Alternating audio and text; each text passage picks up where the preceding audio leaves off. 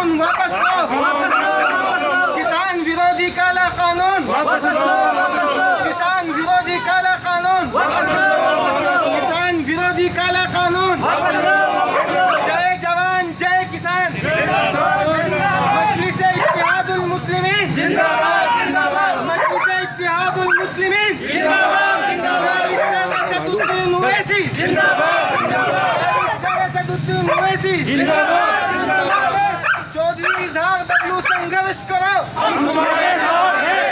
चौधरी इजहार बबलू संघर्ष करो, हम तुम्हारे साथ हैं। चौधरी इजहार बबलू संघर्ष करो, हम तुम्हारे साथ हैं। मजलिस इत्तेहादुल मुस्लिमीन जिंदाबाद जिंदाबाद, मजलिस इत्तेहादुल मुस्लिमीन जिंदाबाद जिंदाबाद, मजलिस इत्तेहादुल मुस्लिमीन जिंदाबाद जिंदाबाद। जय जवान जय किसान, जय जवान जय किसान जिंदाबाद जिंदाबाद। योगी बाबा जब जब करना है पुलिस को आगे करना है, योगी बाबा जब जब करना है पुलिस को आगे करना है, योगी बाबा जब जब करना है पुलिस को आगे करना है।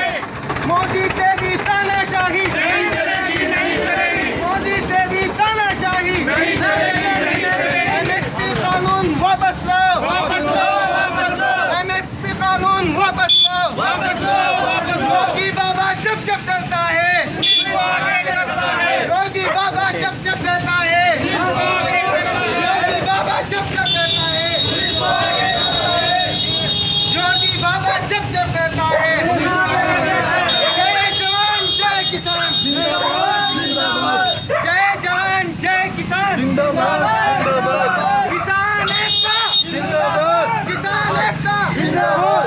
हम किसानों के साथ हैं।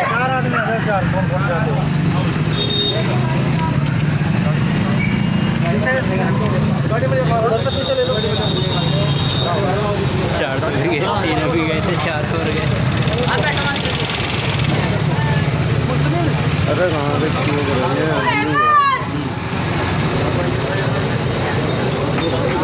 पीछे खोलो, पीछे से। अरे चलिए आगे, अरे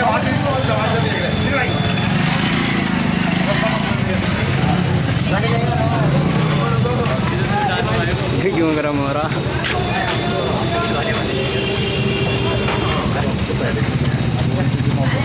जय जवान जय किसान जिंदाबाद जिंदाबाद, जय जवान जय किसान जिंदाबाद जिंदाबाद। चलो जी, हो गई फिर।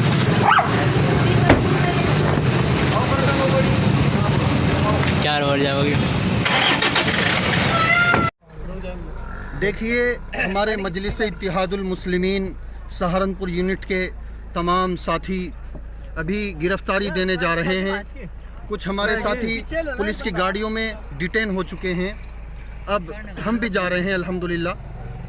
हम पूरी की पूरी टीम हमारी, बल्कि पूरी मजलिस इत्तेहादुल मुस्लिमीन किसान समर्थक है और किसान मुखालिफ जो कानून बनाए गए हैं हम उनका भी विरोध करते हैं। और उसी विरोध में एक ज़बरदस्त प्रदर्शन किया गया हबीबगढ़ में।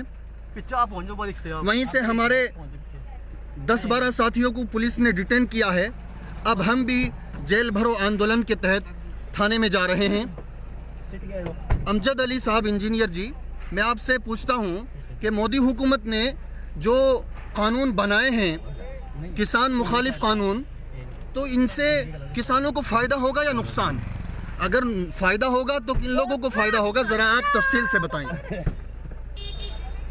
हाँ, देखिए, जो सरकार कानून बना रही है और जिनके लिए बना रही है, ये मान लीजिए अभी किसानों के लिए इन्होंने 3 कानून बनाए हैं, तो उन कानून का फ़ायदा क्या है? जब वो जिनके लिए बनाए हैं अगर उन्हें फ़ायदा नहीं पता है तो और किसे पता होगा?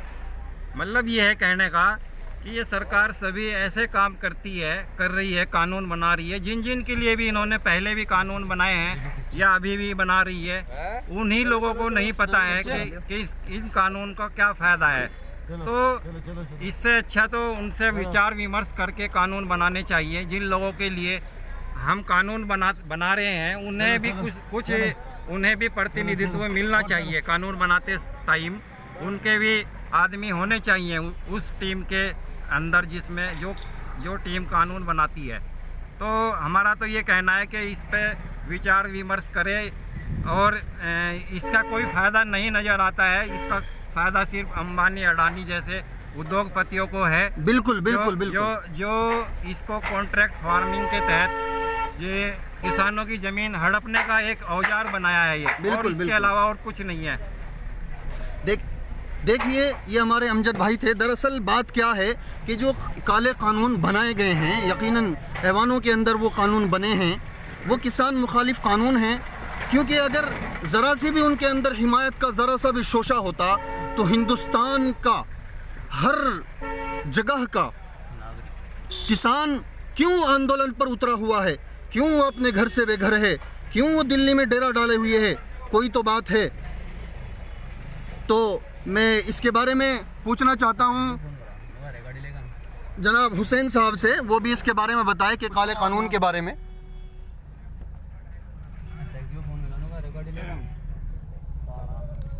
देखिए, मैं कह देना चाहता हूँ, यकीनन भारतीय जनता पार्टी हमेशा बिजनेसमैन लोगों को आगे बढ़ाती है और मज़दूर और किसानों को घसीटने का काम करती है। यकीनन भारतीय जनता पार्टी कभी मज़दूर और किसान की यह हिमायत नहीं करती, बल्कि अगर हिमायत करती है तो ऐसे लोगों की करती है जो बिजनेसमैन लोग हैं, जो बिजनेसमैन लोग हैं और बिजनेस के उनके कारोबार हैं, बड़े कारोबार हैं। जैसे हमारे हिंदुस्तान के अंदर जो है हमारे जो है प्रधानमंत्री जी के बाएं हाथ हैं मुकेश अंबानी जी।